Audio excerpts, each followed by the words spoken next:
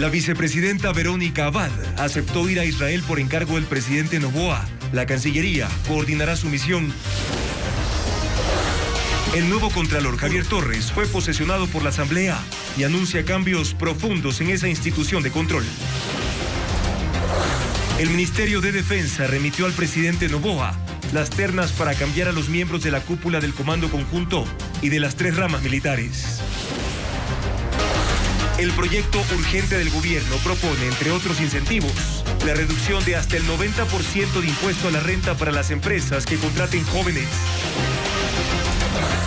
Un fiscal y un juez se acusan mutuamente por la liberación de un presunto cabecilla de la banda de los Lobos en Machala. La presidenta de Perú, Dina Boluarte, y la fiscal general de ese país se cruzan acusaciones por la muerte de 50 manifestantes en 2022 y por tráfico de influencias. Buenas noches, amigos. Comenzamos Televistazo Estelar informando sobre el distanciamiento entre el presidente Daniel Noboa y la vicepresidenta Verónica Abad, a menos de una semana de su posesión. Bienvenidos.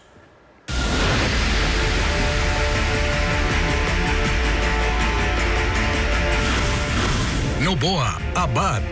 Se consumó el divorcio.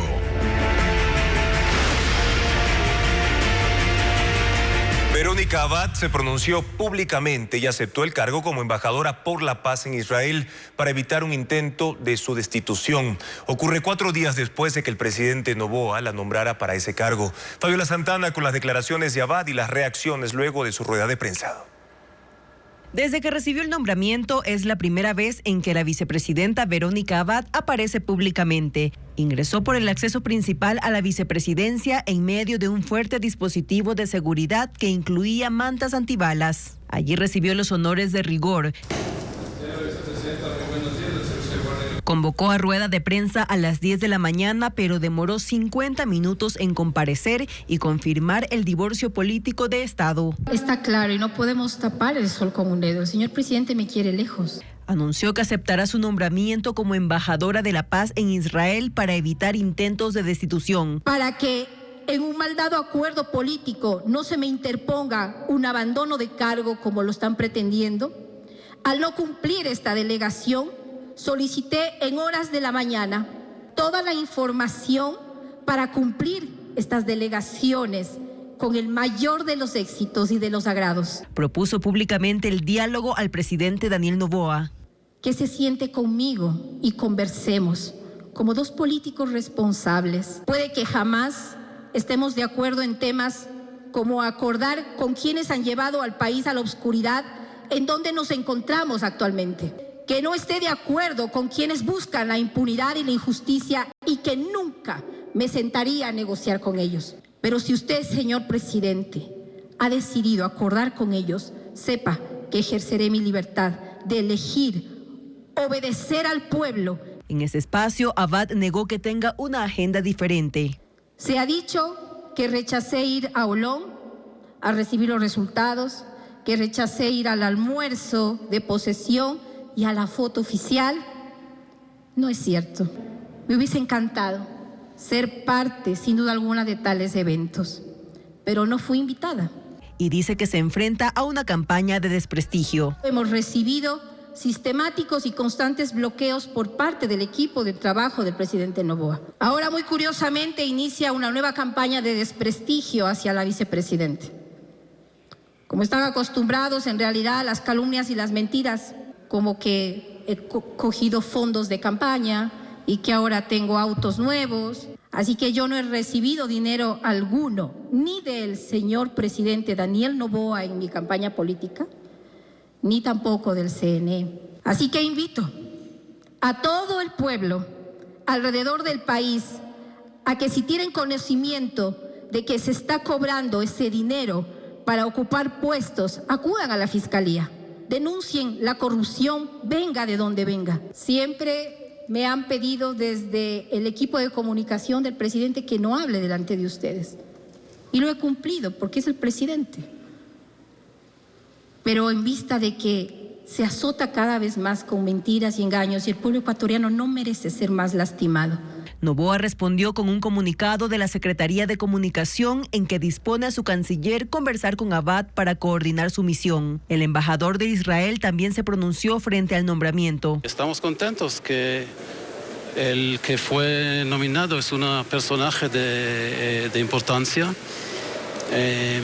Vamos a trabajar con ella como cualquier otro embajador. El viaje de Abad se concretará una vez reciba respuesta de la Cancillería y otros ministerios y se oficialice el beneplácito de Israel. Mientras tanto, sigue con sus actividades. Inesperadamente estuvo en uno de los balcones de Carondelet por el cambio de guardia. Se esperaba que acuda Noboa, pero no lo hizo. Javier Torres fue posesionado como Contralor General del Estado por la Asamblea Nacional. Asumió de inmediato funciones en su despacho en el edificio de la Contraloría y anunció que no le temblará la mano contra la corrupción. Patricio Díaz informa. Pasadas las 11 de la mañana ingresó Javier Torres al pleno de la Asamblea para su posesión. No hubo sobresaltos a pesar de los cuestionamientos del correísmo al concurso que terminó en su designación. Frente a 134 legisladores, el presidente de la Asamblea, Henry Kronfle, le tomó juramento como nuevo Contralor. Sí, juro. Luego firmó el acta con la que asume el cargo y dio un breve discurso a los legisladores. Invito a la función legislativa a un gran diálogo por la transparencia y de lucha contra la corrupción. Estoy dispuesto a dialogar con todos los bloques de esta función, de esta tan noble función, para sacar adelante el país y luchar contra la corrupción. Al salir del pleno, Torres, en una declaración a la prensa, insistió en que la lucha contra la corrupción será su prioridad.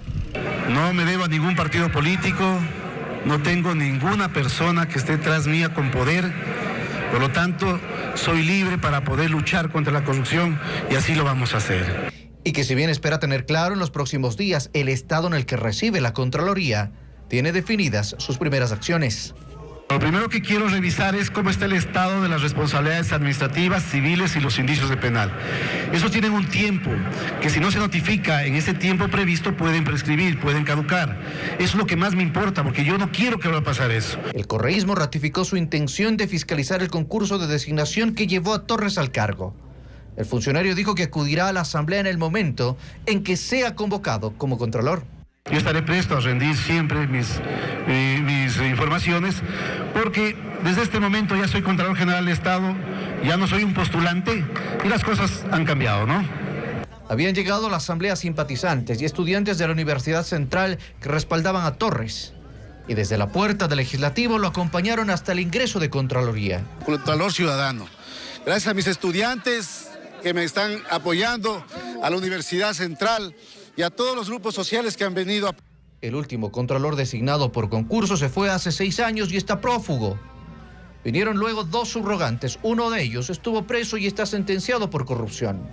Así llega al cargo Javier Torres. Lo recibe de Carlos Riofrío, el Contralor saliente, y su periodo concluirá en 2028.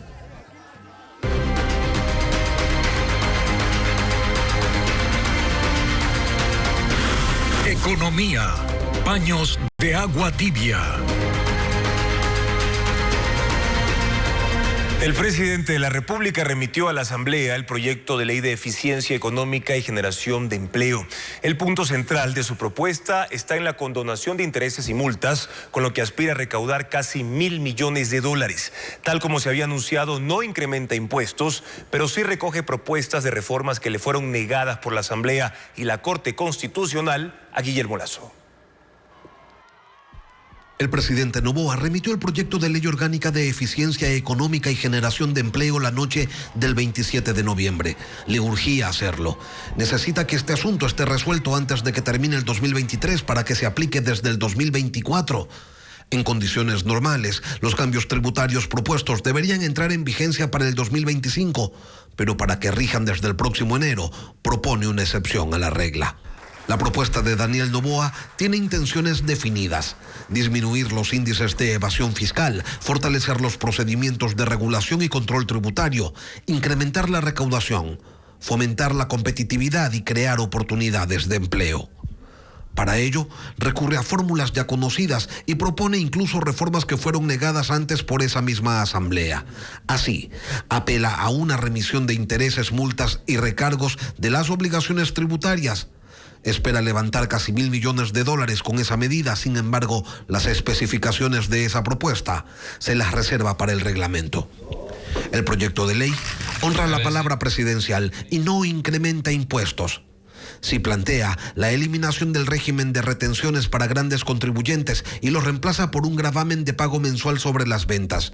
Con ello se busca adelantar, mensualizar parte del cobro de impuesto a la renta a casi 500 empresas y personas naturales. El proyecto de ley busca modificar 8 cuerpos legales y aspira a generar una recaudación de $832 millones. Cifra lejana a los 5.000 millones de déficit que el gobierno identificara hace pocos días. Y para que nadie diga que solo se piensa en los grandes contribuyentes, se propone la condonación del pago de impuesto del ejercicio 2022 a quienes pertenecen al sistema RIMPE. Nada se dice sobre quienes sí cumplieron a tiempo con sus obligaciones. En resumen, no se crean ingresos fiscales directos ni se reducen gastos. Se sigue pateando la pelota hacia adelante. El proyecto de ley de eficiencia económica y generación de empleo causa ya reacciones. Hay posturas a favor de los incentivos tributarios, pero existen señalamientos a la retención del impuesto a la renta. Adriana Bermeo recogió los criterios. Menos de 24 horas han transcurrido desde que el proyecto de ley urgente de eficiencia económica y generación de empleo fue entregado a la Asamblea Nacional y ya hay posturas marcadas al respecto. La primera reacción de apoyo vino del presidente del Legislativo, Henry Kronfle, que resaltó los incentivos tributarios. Avisora el posible respaldo de su bancada a la iniciativa del régimen. Aplaudo, por ejemplo, esta mañana he leído con detenimiento la ley urgente en materia económica que ha enviado el presidente de la República al Congreso Nacional, a la Asamblea Nacional. La Corporación de Gremios de Exportadores, que agrupa a bananeros, cacaoteros, cafeteros, acuacultores y textileros, calificó en términos generales como positivo el proyecto de ley. Sin embargo, cuestionó el artículo que dispone que los grandes contribuyentes efectúen una autorretención mensual de hasta el 3% del total de los ingresos obtenidos. Existe riesgo, según los gremios, de que se pierda liquidez para la adquisición de materia prima. Si bien se señala, va a ser un crédito tributario, hasta que culmine el año y usted pueda hacer el cálculo del impuesto y determinar si tiene que recibir una diferencia parte del Estado, todos sabemos que en función de las condiciones de las arcas públicas, esa devolución puede tomar mucho tiempo, si es que se llega a dar. La presidenta de la Cámara de Comercio de Quito, Mónica Heller, calificó de oportuna y acertada a la propuesta del gobierno. Otros gremios aún no han hecho pública su postura. Mediante un decreto, el presidente de la República pidió al presidente del directorio de la empresa coordinadora de empresas públicas, EMCO, realizar el estudio y análisis del procedimiento para liquidar esa entidad que agrupa a 2 empresas del Estado. El mandatario le dio un mes de plazo para presentar el informe. EMCO causó problemas al gobierno de Guillermo Lasso porque su cabeza era Hernán Luque, quien fue vinculado por la Fiscalía a la trama de corrupción del caso Encuentro. El presidente Noboa ya tiene en su despacho las ternas para designar a la nueva cúpula de las Fuerzas Armadas. Este martes el mandatario se reunió con sus asesores de seguridad. Paul Romero con el informe. El ministro de Defensa, Giancarlo Lofredo, remitió las ternas con los nombres de los oficiales más antiguos de las Fuerzas Armadas al presidente Daniel Noboa para que designe a la nueva cúpula militar. Este martes el mandatario se reunió con el equipo de seguridad durante toda la mañana en el Palacio de Carondelet para tomar decisiones. Por esta razón no asistió al primer cambio de guardia presidencial de su mandato, una tradicional ceremonia que realizan los granaderos de Tarqui todos los martes en la Plaza de la Independencia. Tampoco estuvo la cúpula militar que será reemplazada. Lofredo señaló que es necesario un proceso de renovación del mando militar y del gabinete ministerial lo antes posible. Son 4 ternas para jefe del Comando Conjunto, comandante del Ejército, Marina y Fuerza Aérea. Los nuevos comandantes serán designados por el mandatario mediante decretos ejecutivos. El Frente de Seguridad del Gobierno está incompleto. Falta que se nombre a los directores del Centro de Inteligencia Estratégica y del Servicio de Personas Privadas de Libertad. Mientras tanto, sigue al frente de estas instituciones Fausto Cobo, funcionario del régimen anterior. Para cumplir los cambios en la política de defensa, el gobierno del presidente Noboa cuenta con el asesoramiento de estrategas israelíes, quienes implementarían el denominado Plan Fénix que ofreció en campaña. La Fiscalía peruana presentó una denuncia contra la presidenta Dina Boluarte y busca enjuiciarla por la represión de las protestas en las que murieron al menos 50 personas. Boluarte renunció a su inmunidad presidencial para enfrentar los cargos. Se trata de un caso que se da en medio de una pugna de poderes porque la misma fiscal que la acusa está señalada en una investigación por presuntamente encabezar una red de tráfico de influencias. Informa Pedro Jiménez. La fiscal general de Perú, Patricia Benavides, imputó a la presidenta Dina Boluarte por los presuntos delitos de homicidio calificado por la muerte de varias personas durante las protestas de finales de 2022 e inicios de 2023, así como por las heridas provocadas por la fuerza pública a otros manifestantes. Se ha formalizado investigación preparatoria contra los autores directos. Es la primera acusación formal en casi un año de investigaciones por la represión que dejó alrededor de 50 muertos en las protestas que exigían que el destituido presidente Pedro Castillo fuera excarcelado y restituido en el cargo. La acusación dice que la orden de reprimir la revuelta fue dada por el gobierno y la demanda alcanza también al ministro del Interior, al jefe de gabinete y otros funcionarios. Pero Dina Boluarte ha dicho que se trata de una maniobra política. Se pretenda distraer la atención de una denuncia gravísima contra la propia fiscal de la Nación. Pues dice que es sospechoso que la denuncia la haya hecho la fiscal Benavides. Apenas se conoció que un equipo anticorrupción de la misma fiscalía acusó y detuvo a 3 de sus colaboradores por presuntamente integrar una red de tráfico de influencias para la selección de jueces que estaría dirigida por la misma fiscal general. Dina Boluarte parece dispuesta a enfrentar los cargos y esta mañana renunció a su inmunidad presidencial, lo que agilitaría el trámite parlamentario que previamente debe admitir la demanda y autorizar su enjuiciamiento. Ella, sin embargo, asegura que la demanda carece de fundamentos y que la denuncia no va a prosperar. El grupo Hamás liberó hoy a otros 12 rehenes y tiene aún suficientes cautivos para forzar a que la tregua con Israel se extienda por 2 semanas. Negociadores internacionales buscan ahora ampliar el plazo para la liberación de más secuestrados, pero todavía no hay un acuerdo en ese sentido. Si no se pacta una extensión del alto al fuego, Israel va a reanudar sus ataques en la Franja de Gaza este jueves.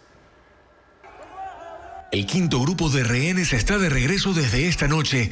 Son 10 mujeres israelíes y 2 ciudadanos extranjeros liberados durante la extensión de la tregua. Hay adultas mayores, una de ellas llevada en una camilla, y también una adolescente de 17 años. A cambio, Israel excarceló a otros 30 palestinos. Y en ambos casos son funcionarios de Cruz Roja quienes se encargan de coordinar y custodiar los traslados. Al mismo tiempo se dan escenas de la reunificación de los rehenes con sus familias después de 7 semanas en poder del grupo Hamás. Unos han salido en virtud del acuerdo entre Israel y el movimiento palestino con la mediación de Qatar, Egipto y Estados Unidos. Y otros que no tienen nacionalidad israelí están libres por negociaciones con la intervención de sus países.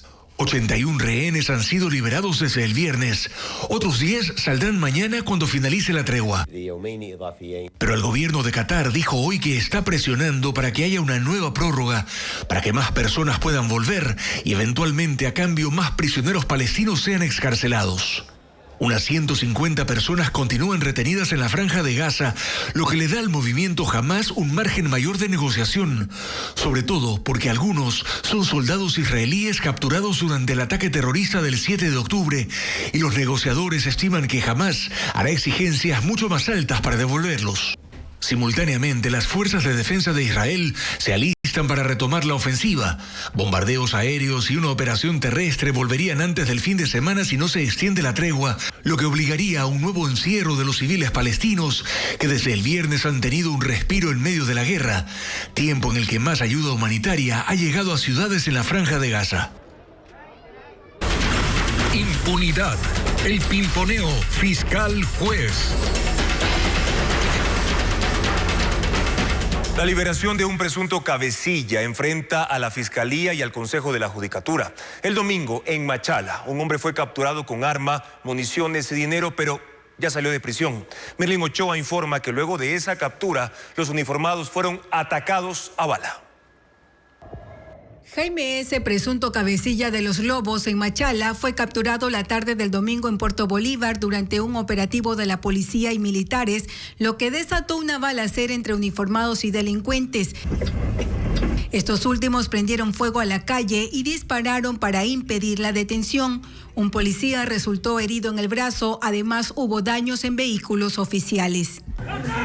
Según el parte de la policía, fue detenido con una pistola, 2 alimentadoras, 20 cartuchos y aproximadamente $15,000, pero salió en libertad enfrentando públicamente a la Fiscalía y el Consejo de la Judicatura. Las instituciones en redes se acusan mutuamente de la liberación. Pero, ¿qué es lo que dice el acta de la audiencia subida en el sistema judicial?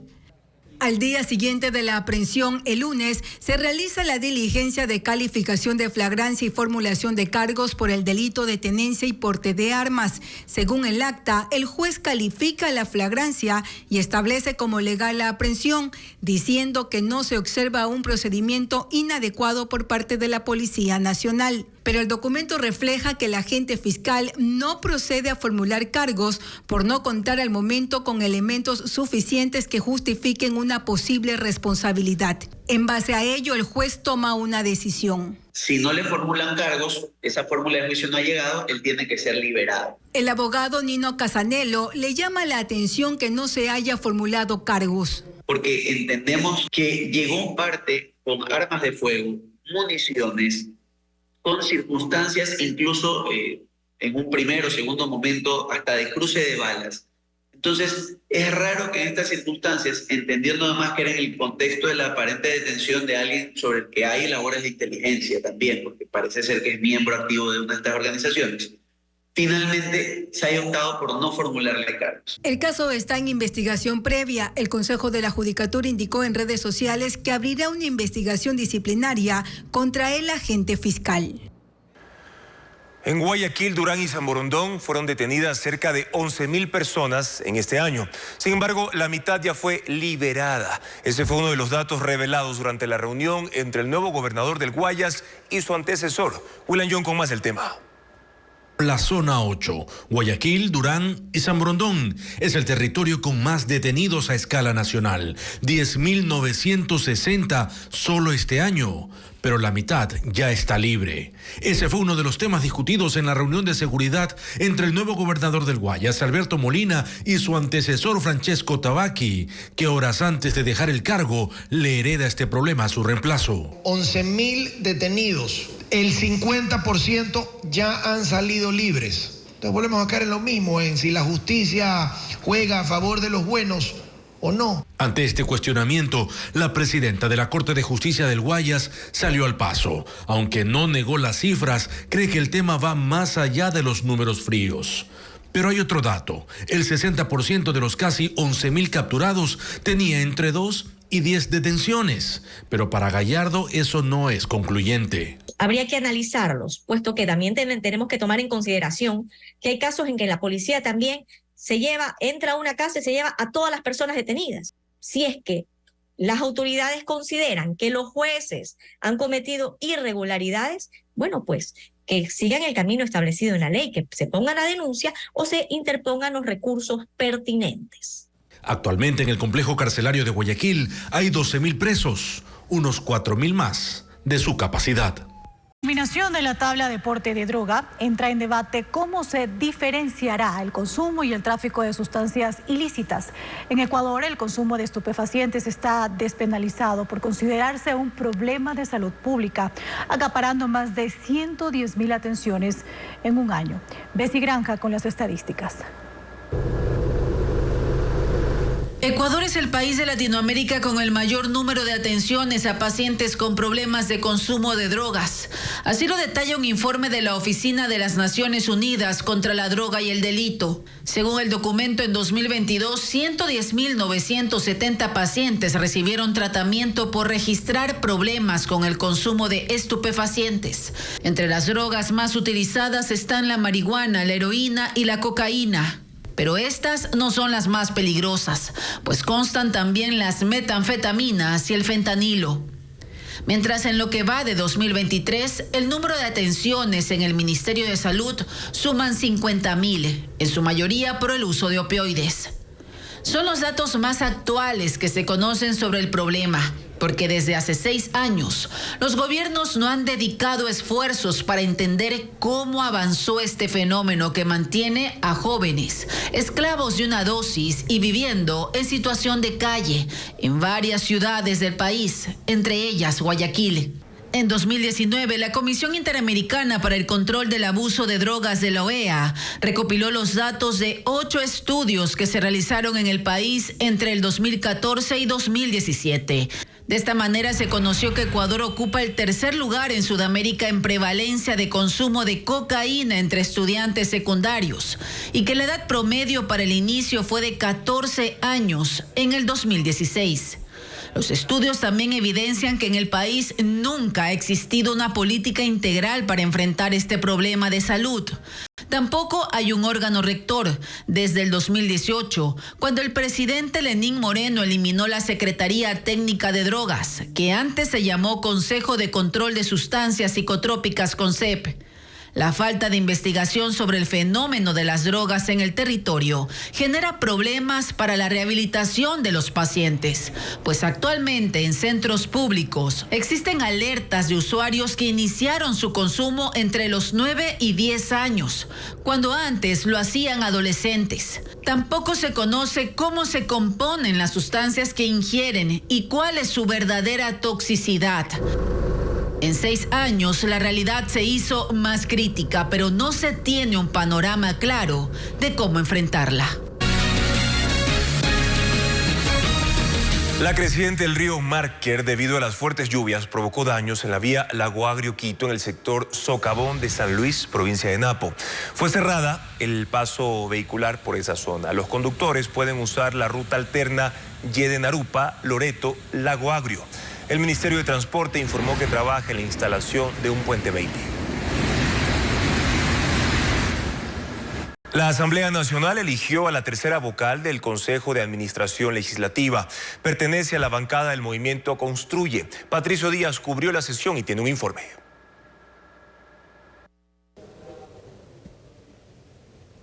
Se completaron las autoridades legislativas esta noche. La Asamblea Nacional, con 71 votos a favor, designó a Alexandra Castillo de Construye como la 3ª vocal del Consejo de Administración Legislativa CAL. Esta vocalía estaba pendiente después de que no se obtuvieron los consensos y los votos para otra de las candidatas que presentó Construye en pasados días. Así, el Consejo de Administración Legislativa está completo y podrán tramitar lo que les corresponde. En este caso, ellos definen la calificación, por ejemplo, de juicios políticos y procesos de fiscalización, además de la calificación y destino de las leyes que le lleguen a la Asamblea. La legisladora además resaltó que el día de mañana, miércoles, se podría ya tramitar la comisión que investigará, la comisión ocasional que investigará el asesinato de Fernando Villavicencio. Algo de lo que les mantendremos informados. En India, 41 trabajadores fueron rescatados luego de pasar 17 días atrapados en un túnel. Los socorristas perforaron los escombros para introducir un tubo por donde los obreros salieron. Merlis González con la historia. Los trabajadores quedaron atrapados el 12 de noviembre cuando un deslizamiento de tierra provocó que una parte del túnel que estaban construyendo colapsara en el norte de India. Los equipos de rescate se desplegaron de inmediato, pero la cantidad de tierra y concreto que había dificultó las labores, hasta que ingenieros y mineros especializados idearon el plan con el que lograron sacarlos. 60 metros de escombros bloqueaban el camino de los rescatistas hasta los obreros, pero se abrieron paso entre ellos utilizando una perforadora. Con ello crearon una abertura en la que introdujeron un tubo de 90 centímetros de diámetro, por el que finalmente salieron los 41 trabajadores. Fueron recibidos por una multitud. Todos salieron con vida y en buenas condiciones de salud, aunque fueron trasladados a hospitales para chequeos médicos.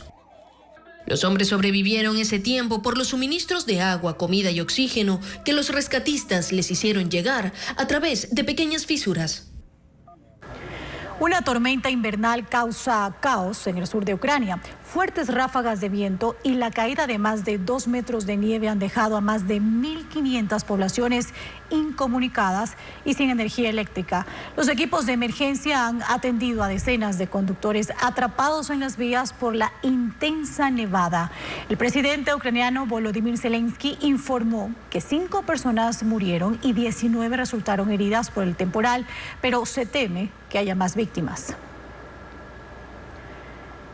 Este jueves arranca la Conferencia de Naciones Unidas sobre Cambio Climático COP28. El encuentro será en Dubái y plantea retos para reducir la emisión de gases de efecto invernadero que aceleran el calentamiento global. La Conferencia Mundial COP28 es el evento ambiental más importante del mundo y este año contará con la participación de 70.000 delegados de 196 países, incluidos jefes de Estado, académicos y representantes del sector privado. El evento de este año se llevará a cabo en Dubái e inicia el 30 de noviembre hasta el 12 de diciembre. Allí están previstas exposiciones de grandes propuestas para luchar contra el cambio climático. El presidente designado de esta cumbre es el ministro de Industrias de Emiratos Árabes Unidos, Sultán Al-Jaber, quien ha dicho que las naciones tienen que reducir en 22 gigatoneladas las emisiones de gases de efecto invernadero en los próximos 7 años para cumplir el objetivo de limitar el calentamiento global, algo que según Al-Jaber se puede lograr con solidaridad y una acción colectiva. La COP 2023 parte de un balance global. En materia de acción climática, el Acuerdo de París en 2015 marcó un punto de inflexión en la lucha de las naciones contra los gases de efecto invernadero, pero algunas de las tareas han quedado postergadas. El mundo va con retraso, por ejemplo, en la necesidad de reducir a la mitad el consumo de gas, carbón y petróleo antes de 2030 para evitar un calentamiento global superior a 1.5 grados centígrados. Además, 2023 ha sido el año más caluroso de la historia y ha tenido devastadores eventos climáticos, desde huracanes hasta voraces incendios. En el evento se acordará una hoja de ruta para que las naciones apliquen modelos sustentables en agricultura, ganadería, en la amplia gama de la industria, y todo esto con propuestas de financiamiento. Panamá pone freno a un mes de manifestaciones con un fallo histórico contra la minería. La Corte Suprema de Panamá, de manera unánime, declaró inconstitucional la explotación de la mina de cobre más grande de ese país, dejando sin efecto la concesión dada por el Ejecutivo a una empresa canadiense durante 20 años. Organizaciones sociales y ambientalistas celebraron la medida luego de semanas de intensas manifestaciones en rechazo a los que consideraban un severo daño al ecosistema panameño. Ahora el futuro de la mina es incierto. El gobierno podría indefinidamente nacionalizarla o buscar otro contrato con nuevas reglas. Adolescentes y jóvenes en Guayaquil, por medio de una actuación artística, pidieron a las autoridades incluir la implementación de educación sexual. Además, que el personal en escuelas y colegios sea capacitado en ese tema. Son varias las propuestas de los jóvenes, como lo detalla Luis Alfredo Zúñiga. 100 adolescentes y jóvenes participaron del performance denominado Contra todas las violencias, incidencia juvenil desde el arte. Lo hicieron en el Teatro Centro Cívico de Guayaquil, mediante una puesta en escena que fusionó danza contemporánea, maculelé, birimbao, teatro y marimba.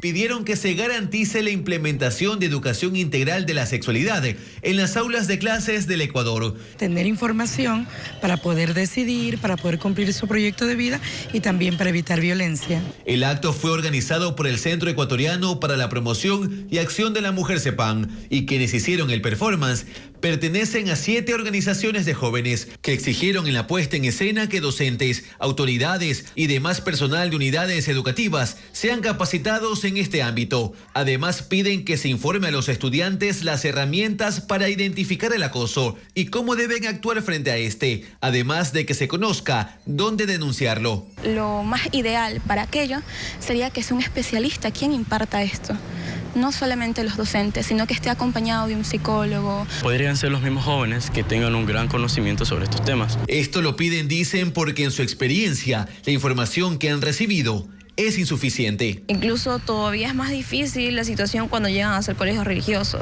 Para los adolescentes y jóvenes, lo idóneo es tener una materia en el pensum sobre educación integral de la sexualidad, que sea periódica y a largo plazo, que se imparta de manera lúdica e interactiva. Podríamos empezar de a poco, lo que sería así explicando las partes del cuerpo, el de cómo se puede prevenir la violencia, abusos sexuales y todo eso.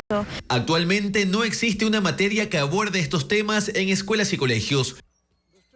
Hoy hay nuevas palabras que se popularizaron por la comunidad hispana y que ya fueron incluidas al diccionario de la Real Academia de la Lengua Española. Diego Cuenca informa que son más de 4.000 incorporaciones. En el siguiente reportaje menciona algunas. La Real Academia de la Lengua Española actualizó el diccionario incorporando 4.381 novedades, entre palabras nuevas, enmiendas a artículos y otros. Entre las principales curiosidades que fueron añadidas este martes está el término machirulo, dicho de una persona, especialmente de un hombre, que exhibe una actitud machista. Perreo, baile que se ejecuta generalmente a ritmo de reggaetón, con eróticos movimientos de caderas, y en el que cuando se baila por parejas, el hombre se coloca habitualmente detrás de la mujer, con los cuerpos muy juntos. Chunda chunda, música fuerte y machacona. Crack, persona que destaca extraordinariamente en algo. Video arbitraje, sistema de video empleado como ayuda al árbitro, que permite volver a ver una jugada que acaba de ocurrir. Incluso muestra su sinónimo, al que lo denomina VAR. Esta actualización es la 23.7, que agregó nuevos significados a palabras que ya constaban en el diccionario. Por ejemplo, el término por si acaso. Ahora también se denomina a cualquier cosa que se tiene o se lleva en previsión de necesitarla. Algo parecido ocurre con el término tóxico, que ya no se aplica únicamente a una sustancia, también a aquello que tiene una influencia nociva o perniciosa sobre alguien. Estos cambios se ajustan a la popularización de la lengua española, que practican más de 590 millones de personas en el mundo. Incentivos o remisión de intereses y zonas francas también son algunos de los aspectos que contempla el proyecto de ley de eficiencia económica y generación de empleo planteado por el gobierno. Adriana Bermeo profundiza en varias de esas propuestas. El proyecto de ley de eficiencia económica y generación de empleo contempla 3 capítulos: incentivos, zonas francas y alianzas público-privadas. Se plantea la reducción del impuesto a la renta para las empresas que contraten jóvenes de entre 18 y 29 años. Podrán acogerse a este beneficio quienes generen desde 12 plazas nuevas de empleo, con la disminución del 20% en el pago de este tributo. La creación de 500 puestos de trabajo representa la deducción del 90% del impuesto a la renta. Quienes contraten a personas que estuvieron privadas de la libertad también tendrán el incentivo. Además, el documento contempla la devolución del impuesto al valor agregado IVA en la compra o importación de materiales y servicios para la construcción de proyectos inmobiliarios en un plazo no mayor a 90 días. Los negocios que se realicen en zonas francas tendrán tarifa del 0% del impuesto a la renta por los 5 primeros años. A partir de ese periodo, el pago será del 15%. Los contratos de trabajo dentro de las zonas francas serán temporales. El proyecto plantea un nuevo régimen bajo el que se firmarán contratos a largo plazo con la empresa privada, que asumirá riesgos y responsabilidades. La vigencia de los acuerdos no será mayor a 40 años y se priorizará el menor aporte de recursos estatales y la mayor retribución al país. La propuesta también establece que los contribuyentes que se han beneficiado de la remisión de intereses, multas y recargos podrán hacerlo nuevamente. La ley vigente lo prohíbe por un periodo de 10 años. La Asamblea intentará retomar el juicio político al expresidente de la República, Guillermo Lasso, la tarde de mañana. Socialcristianos y oficialistas reconocen que hay que buscar una vía legal para poder censurar al exmandatario. Luisa María Heredia con el informe. ¿Se puede someter o no a juicio político a Guillermo Lasso? Es la pregunta que se hace en las bancadas. Por eso, la sesión prevista para las 4 de la tarde de este miércoles comenzará analizando si hay una vía constitucional para sancionar al expresidente, dicen oficialistas y socialcristianos. Definitivamente, Guillermo Lasso merece una sanción política y la forma en cómo debería ser sancionado políticamente tiene que decidirlo el Pleno. Esto en función de algunos argumentos sobre el alcance del artículo 129 de la Constitución. Lo que quiere el correísmo es retomar el proceso que quedó inconcluso en mayo, cuando Lasso decretó la muerte cruzada, pero la Constitución no lo permite. Es solamente posible en ejercicio de sus funciones. Hasta los plazos han vencido ya. Los interpelantes cambiaron y en el Pleno hay 93 asambleístas nuevos que no estuvieron cuando empezó el juicio. Por tanto, no conocen el expediente ni las pruebas que se presentaron. Debe existir los mismos jueces, los mismos acusadores y el mismo acusado. Y en este caso, los jueces políticos son totalmente distintos a quienes escucharon los argumentos de cargo y de descargo. Henry Cucalón, exministro de Gobierno y parte del equipo legal del ex jefe de Estado, sostiene que por ahora Lasso no se pronunciará, que esperan los hechos incluso para acudir a instancias internacionales. Inclusive a nivel del sistema interamericano de derechos humanos, porque están actuando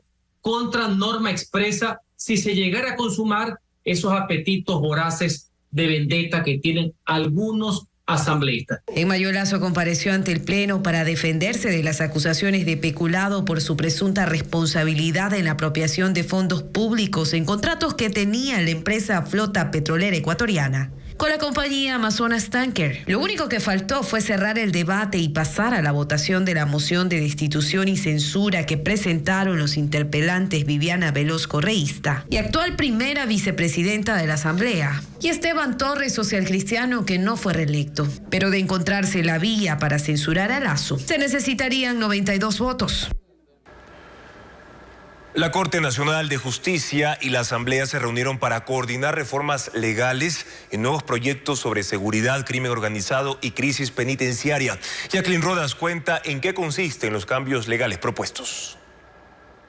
Alrededor de 60 asambleístas de todas las bancadas y jueces de la Corte Nacional se reunieron para coordinar los proyectos de ley y reformas propuestas por la función judicial que puedan tramitarse en los 18 meses que tiene el legislativo. En el ámbito penal, analizan cambios a 85 artículos. Por ejemplo, que en casos de corrupción solo se pueda bajar la pena mediante procedimiento abreviado si el sentenciado devuelve al Estado el dinero del perjuicio económico causado. Que en casos complejos por delitos como delincuencia organizada, la investigación previa no se archive a los 2 años, sino que el tiempo pueda extenderse a 4 años y la instrucción fiscal de 120 a 180 días. Además, se propone crear un nuevo delito para sancionar a las conocidas vacunas o redefinir y delimitar los delitos de peculado y lavado de activos. Entre los temas tratados también se busca llenar el vacío que deja la reciente eliminación de la tabla de consumo de drogas.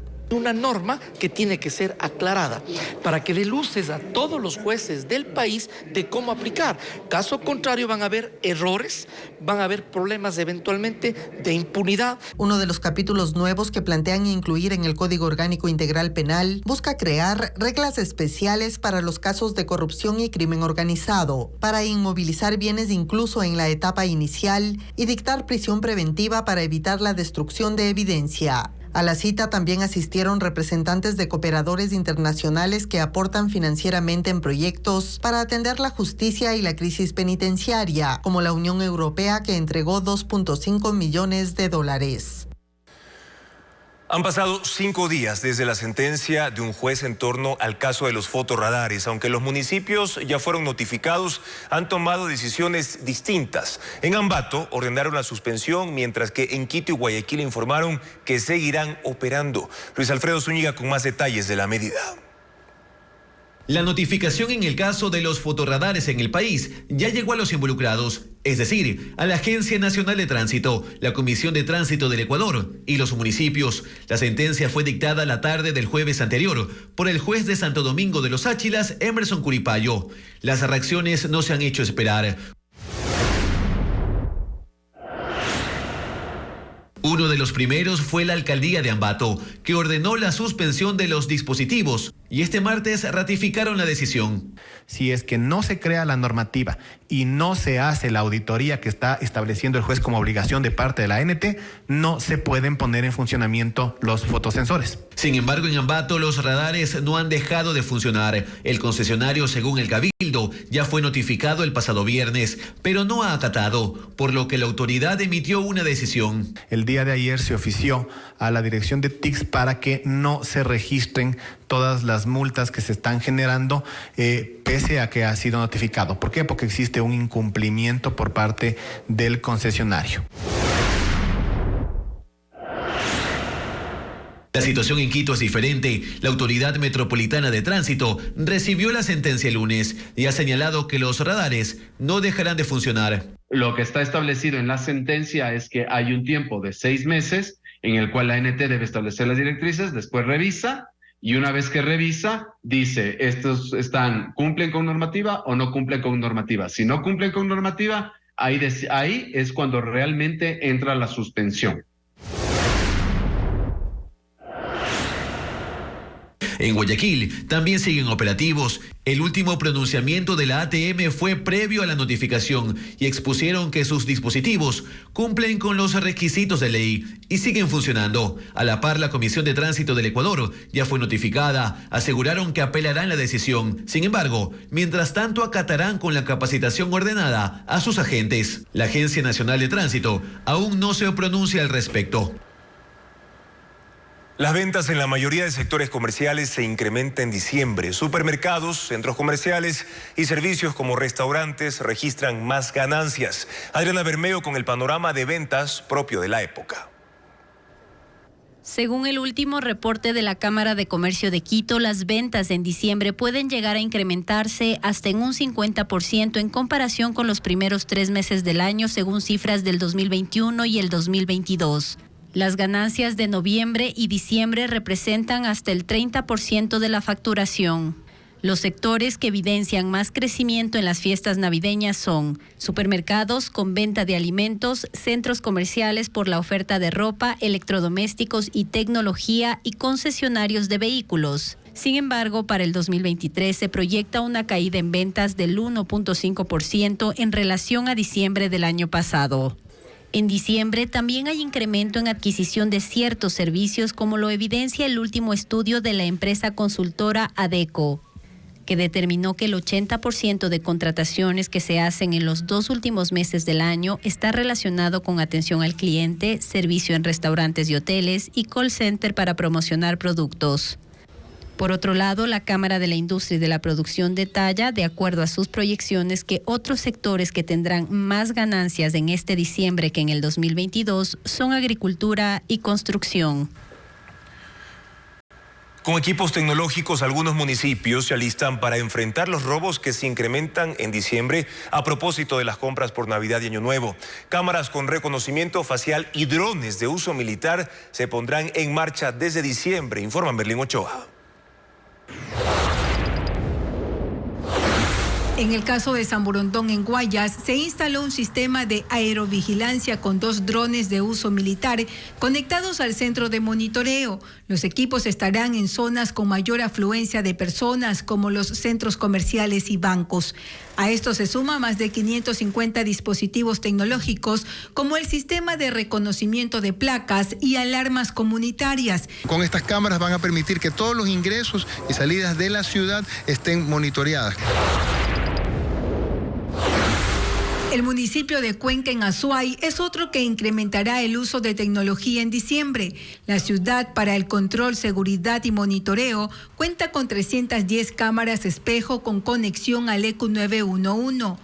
Una unidad móvil comando de incidentes que en su interior cuenta con 5 cámaras que captan todo lo que sucede alrededor. Se suma la sala de monitoreo, botones de pánico, alarmas comunitarias, un dron para el control aéreo de zonas de difícil acceso. Y las cámaras que estamos apostando ya en los procesos de adquisición cuentan con esa inteligencia artificial para tener la identificación de rostros, para la lectura de placas. En Daule, la capital arrocera del Ecuador y parte de la ruta por donde pasan los productos de exportación, para diciembre también reactivaron el monitoreo por medio de 230 cámaras de seguridad ubicadas en sectores comerciales, barrios y urbanizaciones. Pero además, desde el primer fin de semana de diciembre, añadieron un nuevo contingente humano. Un policía que resguardaba la casa de Roberta Zambrano, prefecta de Esmeraldas, fue asesinado durante la madrugada de este martes. Ocurrió en el sector Las Piedras, en la parroquia Tachina. Elena Velasco con más detalles del hecho. Un disparo en la cabeza acabó con la vida de Leuder Cangá Perlaza, de 23 años, policía en servicio activo que daba resguardo en la vivienda de la prefecta de Esmeraldas, Roberta Zambrano. El ataque ocurrió aproximadamente a las 2:30 de la madrugada de este martes, en el recinto Las Piedras de la parroquia Tachina. La víctima estaba dentro de un patrullero junto a otros 2 uniformados, cuando 4 hombres en una camioneta roja pasaron por el sitio disparando. El agente fue trasladado al Hospital Delfina Torres de Concha, en donde horas después falleció. Tras el ataque, otro patrullero fue alertado y emprendió la persecución de los sospechosos, a quienes observaron en el redondel de Tachina. Tras seguirlos por casi 2 kilómetros, los perdieron de vista. El vehículo implicado fue encontrado abandonado en el sector de La Huacharaca, barrio del centro de Esmeraldas. El conductor de un camión fue asesinado en Durán. La víctima de 30 años llevaba una carga desde Cuenca hacia Guayaquil cuando fue atacado a tiros en una carretera. Los delincuentes le dispararon en la cara. El camión fue a parar en una zanja. El copiloto resultó ileso y dio aviso a las autoridades. El gobierno reestructuró el Ministerio del Interior. Mónica Palencia, encargada de esa cartera de Estado, designó a 2 viceministros que se encargarán de ejecutar la política en materia de seguridad ciudadana. Paul Romero con el informe. El gobierno reestructuró el Ministerio del Interior, creado en marzo de 2022 por el expresidente Guillermo Lasso para la ejecución de las políticas de seguridad ciudadana y orden público.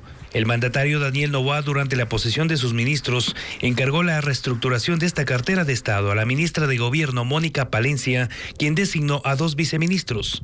Al abogado y catedrático Vicente Ahuad Chevasco, viceministro de Seguridad Pública, y al abogado Leonel Calderón Tello, viceministro de Seguridad Ciudadana.